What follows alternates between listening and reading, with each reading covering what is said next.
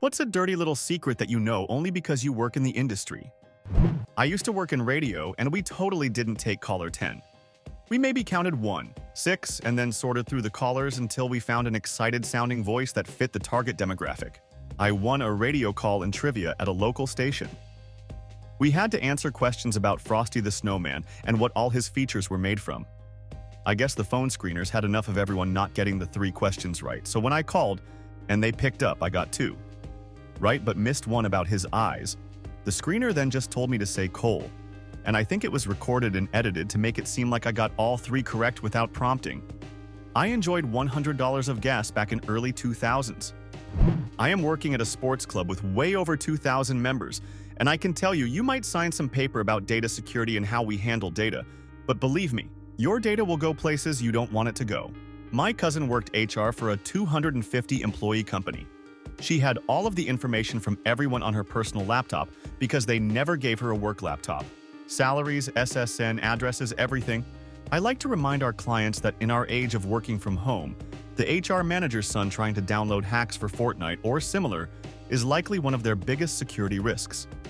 As a person in cybersecurity, this is scarily accurate, until people actually start submitting requests under their right to be forgotten. This will continue too. I'm no longer shocked by the vast amount of software we all use on a daily basis that is rushed into production, shoddy, insecure, held together with spit and band-aids, etc., etc. I'm amazed everything hasn't just collapsed into dust already. Every day. We just canceled a big Oracle project because, after 5 years, they hadn't fixed a single one of our long list of showstopper errors.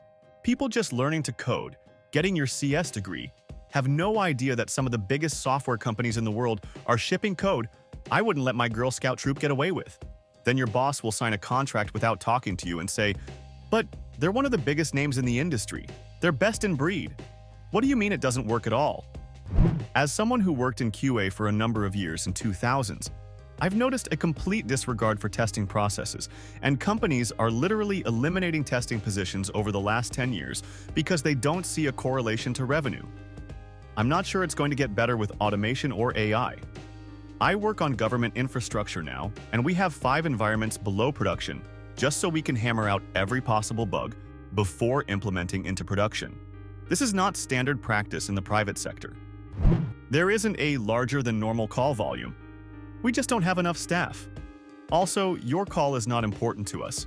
We actually want you to go away. That became obvious when every single company started saying it all the time. Next, you'll tell me their menu didn't recently change. Love how so many companies decreased customer service quality due to COVID and never went back up. Due to COVID, UPS and FedEx were allowed to just fucking ignore delivery confirmation and signatures in favor of contactless delivery. They're still doing that for the same reason as an excuse. Hey man, did you already subscribe on me? You don't? Subscribe and press like faster. I'm in insurance. If you call to request an estimate for a claim, they will count it as a $0 claim on your file when they deem the damage not enough to repair. That means when another company pulls your information, it will not only impact your future rates, but might make you ineligible for future policies. Don't ever call insurance for an estimate first. Get a third-party inspector to tell you whether you should file with insurance. Yo, this happened to me. I had a crack in my windshield and called to see if it was covered. They said, "Yeah, but it was $500 for a deductible, so I declined and went to repair it at a local shop." A couple of years later, I was dealing with another insurance about something else, and they said that I had made a claim on a windshield repair a few years ago. I was like, WTF? Insurance broker here. Great advice. They are sneaky fuckers like that. In Canada, we have collision centers.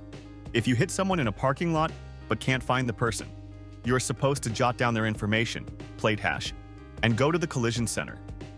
The center is required by law to report it to your insurance company and contact the other person. Even if it's just a small scratch on a 2003 Honda Civic and the other person doesn't want to file a claim, and neither do you, costing the company $0. They will use it as an at-fault. Total BS. I learned this the hard way. I hit someone in a courthouse parking lot which has cameras everywhere. I didn't make a single scratch on their old beater, but I felt like I had to do the right thing, so I went in and followed the instructions from the front desk officer. FML. My insurance company called me a week later and said it was at fault. I said, did the third party make a claim? No. Did I make a claim? There was no fucking damage at all, I was just doing the right thing. Well, no sir, but we need to use it as an at-fault anyway. What? However, we do have minor at-fault collision in Ontario now. Not sure about other provinces, which means any claim with a payout under $2,000 can be labeled minor and can't affect your rates as much. That helps.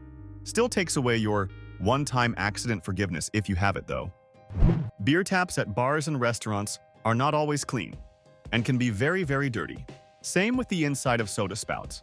I'm an inspector. Went to a gas station fountain drink couple weeks ago when I unscrewed the nozzle. A string of mold fell on my arm and it was the length from the palm of my hand down almost to my elbow. Don't buy fountain drinks from a gas station.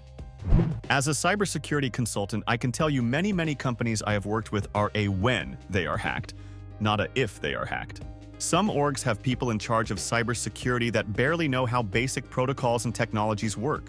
Also, I can't tell you how many times I've been asked to provide analysis. And after I present my findings, half of my recommendations are met with, yeah, our end users might complain, we're not going to do that. Enterprise Rent-A-Car buys their cars straight from the manufacturers at a price lower than dealerships get. After they rent them for a year, they sell them to the public at a price higher than they originally paid. One of the shops I worked at did service on Enterprise cars. Doesn't matter what the manufacturer recommends, they all get the cheapest 5W30 regular oil in every car they sent us. Wouldn't pay for the synthetic requirements or even request the correct viscosity. There are tons of buildings out there that don't meet code, even new construction.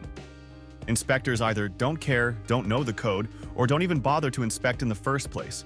On the plus side, building code is extremely over-conservative, so if you get close, it's probably safe. Maybe. Most of the time. Except when it's not. And then everyone gets sued. 3. 4 of my friends who purchased houses, condos in the last 5 years have had to do extensive, like 25 to 30% the value of the property, repairs because of bad construction work. Inspectors didn't notice shit. Not saying this is what your friends experienced at all, but just to make a point. A lot of people do not understand that built to code not equal built with quality. Code is for safety. You can have a perfectly safe house built to code that is absolute dog shit quality. Another thing people think is that building inspectors are inspecting workmanship. This is often not the case. They only care that the code is met and the drawings were, generally, followed. They couldn't care less if your flooring was improperly laid or your walls have the correct paint on them. In a lot of cases, the fancier the marketing, the messier the management. At one of my jobs, they were looking for a project management platform to help with project schedules. Upper management wanted to know why turnaround times were slow. I suggested a Basecamp alternative that connected more seamlessly to all of our apps and would set up an on-site server that could be securely managed. We suffered from too many middle managers, and I knew that they were where all of the delays came from. So when I pitched this software, I left out the activity tracker. After the first quarter of use, I printed out the tracker timeline, and it showed big blue bars that were weeks long and represented the middle management review turnaround time. Their answer to this problem wasn't streamlining the review process. Instead, they decided to hire more middle management that ended up making it worse. Their answer to that was moving to Basecamp, which didn't report the same way. Edit. The software I used was Reich. Hey Reich, give me money for spreading the good word. When you send your food back to the kitchen, we fix, remake it, and make it right and typically feel bad if it's our mistake. If it's the server's mistake who put it in the ticket, it's okay if she makes up with it with a round of ice waters, sodas, or later on beer. If the customer didn't understand that a BLT had bacon on it, we still fix it, but call you an idiot. Side note, servers talking to the kitchen will blame the customers. They said then knew it had bacon in it. Servers talking to the customers blame the kitchen. Ugh, I told the chef no bacon, I apologize. We don't care, you work for tips, we get paid either way. Here's your BLT. Worked in food service from 1832, and I've never seen nor heard an account of anything that shouldn't be in the food being put there. Worst I've seen was when a chronically rude guest came in 5 minutes after close and demanded service. It was a country club, so he was technically a part owner and we weren't allowed to say no. Then sent his perfectly cooked steak back to the kitchen. His second steak was microwaved for a minute or two and then dropped in the fryer. He did say that it was the best steak of his life though, lol. Send your food back, the kitchen will fix it. The ice machine definitely has mold in it though, and never trust the cut fruit from servers. 95% of them don't wash that lemon before cutting it and shoving it into your iced tea. You'd be horrified at the amount of bacteria on those kitchen lemons. ETA. I worked at Starbucks from 18, 22, then 10 years in sit-down restaurants. I can't vouch for fast food. Will Writer in the UK here. If you have pound 325k in assets or less, and you don't intend to exclude anyone from your will, you need a bog-standard will. You don't need a solicitor to write it, and if it costs you more than pound 150 plus VAT, then it's a ripoff. It takes me about an hour's worth of work to gather information and write that will. I would recommend getting power of attorney though. It's a pain in the ass if you lose capacity without it. IT staff, even highly paid ones, Google most problems. We are just better at it than you. Given we also understand how to apply what we found, but still, it astounds me the lack of awareness of Googling in professional circles. I don't work in IT anymore, but my coworkers, young/old/ etc., all will come to me with an issue. For example, is this piece of equipment the one with a big pulley wheel or a small? And I go to my desk, Google the part number, and look at the picture. Walk back to them sitting at their computer and say small. It's like when they show up to work, they lose the ability to critical think. I worked at a Marriott for several years. I learned the following. Bed bugs happen more often than you would think. There's not much we can do about it. A hotel with frequent international travelers is bound to end up with someone who brought something with them in their luggage every now and then. Every now and again? I forget which is the proper saying. All we can do is quarantine and clean the room when the problem is discovered. Those sheets are probably not as clean as you think. People in the hallway can hear you having sex in your room, or you watching porn if you don't wear headphones. Always flip the bolt lock on your door. People make mistakes in blocking rooms. I can't count how many times a room has been double booked, which leads to very awkward/angry interactions. If you had something bad happen to you or are angry at something you booked not working out, make a bit of a fuss. You can usually get free food, drinks, or a free night stay. Don't be a dick about it. Accidents happen, and it's often not the fault of the person you will be interacting with.